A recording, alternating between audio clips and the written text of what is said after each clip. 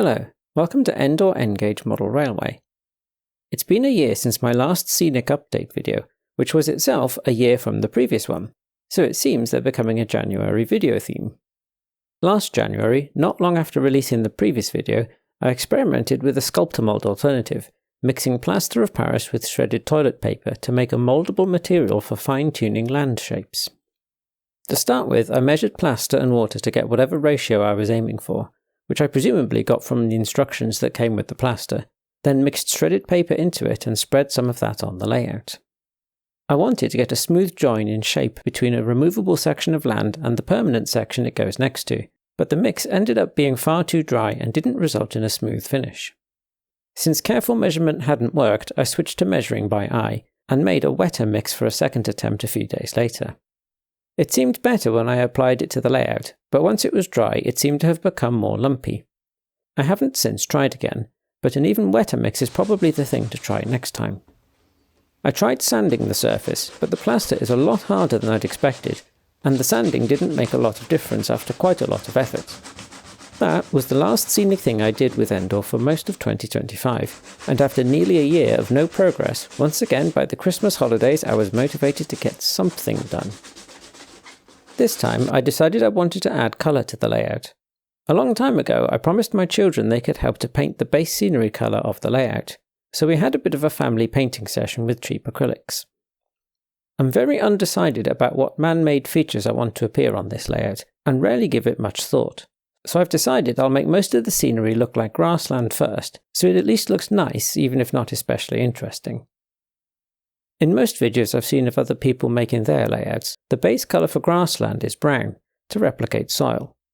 There's a logic to that, but my own experience out and about is that I only see brown in grassland that's very nearby, or which has very large patches without grass. Sitting next to Endoor, I'm a scale 150 to 200 metres from the land, so it should all look green.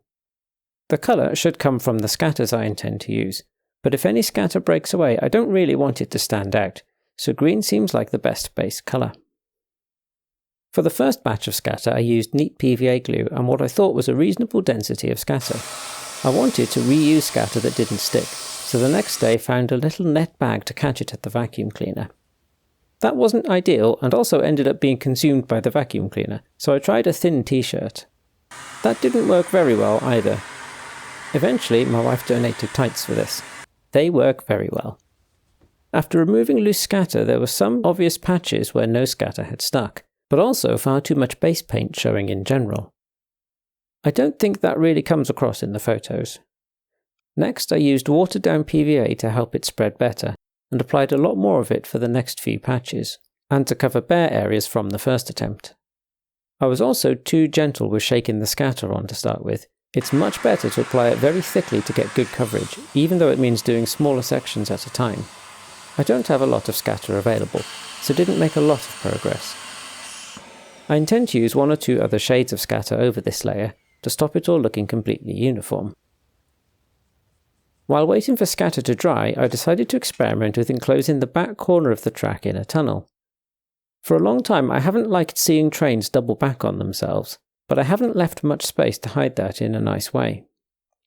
One thing I'm keen to achieve is the impression that tunnelling through the landscape was the only realistic option available for the railway. Structures like tunnels are time-consuming and expensive to build, so they would only have been made if absolutely necessary.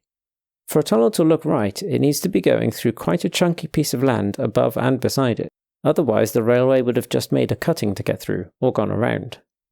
At the same time, I don't want to have what looks like a box on the end of the layout. I'd like a more natural shape to the land. In this mock-up, I'm imagining the tracks don't continue to curve to the right through the tunnel, but instead either straighten up or gently curve to the left to head off somewhere else. At the end of the longer sidings, I intend to have a retaining wall to make it look like some of the hill was cut away to give more railway space. If possible, I'd also like to hide the other tunnel portal from view from the front of the layout, so I'll raise the land a bit next to the sidings.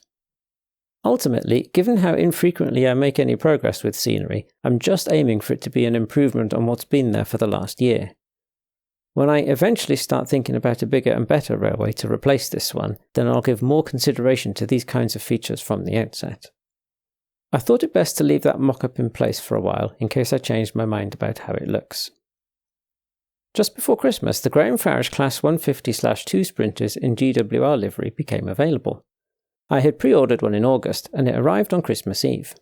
I didn't need it to arrive in time for Christmas, and was a little worried it would get caught up in the postal delays and arrive while I was away or out, but fortunately Royal Mail delivered it quickly and I happened to be at home when it arrived. I was keen to run it in, but my family insisted on wrapping it up and making me wait until Christmas Day for it. So, on Christmas Day, I opened my present to myself that wasn't a present and started the running in. Its motor is noisier in one direction than the other, but besides that it's been running perfectly, and it looks fantastic. I was surprised to find it needed 2 decoders though. I hadn't really paid attention to that in August because I bought the sound fitted option. Given that it's a 6-pin decoder, I think these must be relatively old models that have had the sound option retrofitted to them. The Graham Farish Class 158 model has a special connection between its carriages to enable it to work with just one decoder. I'm not an expert in what most trains sound like in real life, but I've travelled on sprinters enough in my life to know what they sound like when they're starting off from a station. Besides lacking enough bass, which is understandable given the small space for a speaker, the model does replicate the sound and behaviour I'm familiar with. The distinctive bit for me is the sound of the engine as it goes into high revs for what seems like a long time before the train starts to move or increase its speed. I would also like to have a dummy version of this to make a 4-car formation, but at around £200 even the DC version is quite expensive. It's not necessarily unreasonable since it's essentially a detailed locomotive with a detailed coach that has lights, but given that all I need is 2 coaches, for me it's too much to be worth it.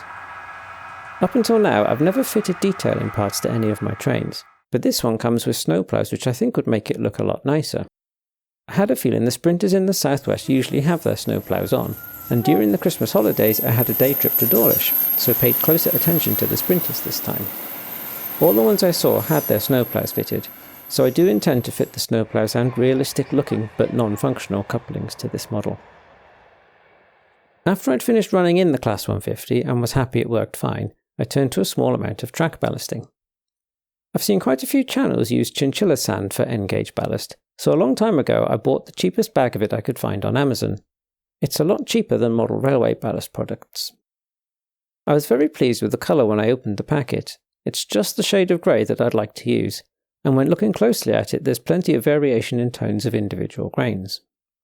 Unfortunately, I think it looks overscale for N-gauge. I think it needs to be roughly 3/4 to half of the size, so at the moment I'm undecided about whether or not to use it for the whole layout. I don't think it stands out sorely as overscale, and it certainly looks a lot better than no ballast at all. Although I'll happily run trains from any era on Endoor, I'm loosely aiming for the scenery to be 1920s or 1930s Great Western, and in pictures I've looked at in books of the old Great Western I've concluded there wasn't usually much of a ballast shoulder on most lines, so I arranged this ballast to be quite flat. This is why there are some bits of foam next to the cork. I had originally assumed I'd want a deep ballast shoulder, so didn't lay the cork to be wider than the area to be ballasted. I also don't think in the Great Western days many bits of ballast stayed on sleepers, so regardless of what state Network Rail leave it in these days, I'm doing my best to keep bits of ballast off sleepers, especially given that the chunks are overscaled with the chinchilla sand. I used the railway modelling standard approach to fix the ballast in place, wetting with a mist of water, then soaking with a 50-50 mix of PVA glue and water, with a drop of washing up liquid. By the time I'd done that, I was convinced about the tunnel at the other end of the layout, so decided to start making a permanent one. Along the tunnel track I measured the overhang of a Mark III coach. Those in the carriages of a Class 800 have the largest overhangs of all my rolling stock, so if they fit, anything else will too. The insulation foam I bought primarily for the T-gauge layout is just the right height to be used as a structural base for the land, so I measured various shapes from offcuts and glued them in place. I'll need to be able to lift the top off this section of land to clean the track and in case there's a derailment in the tunnel, so it's helpful to have a consistent height for this first layer. Whilst that was drying, I added bits of foam alongside more of the track bed, ready for more ballasting at some point.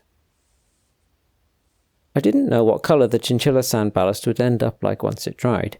In experiments I did with Woodland Scenic's fine ballast, 20 years ago now, the ballast dried much darker than it had been originally. The chinchilla sand took 3 days to fully dry, and happily it returned to a similar colour to how it started, so that's another property it has in its favour. The final thing I did with the railway in 2025 was loosely lay some scraps of insulation foam over the tunnel area, just to make it look a bit more like a tunnel through a hill, in case it's going to be a long time until I next make some progress. I haven't done anything more so far in the first couple of weeks of 2026, and right now I can't access the railway because I've had to clear access to the boiler, which is in the railway room. But it probably won't actually be most of a year until I next make some scenic progress. Even though it's mostly patchy and rough, I'm already much happier with how the railway looks. That's all for now. Bye bye!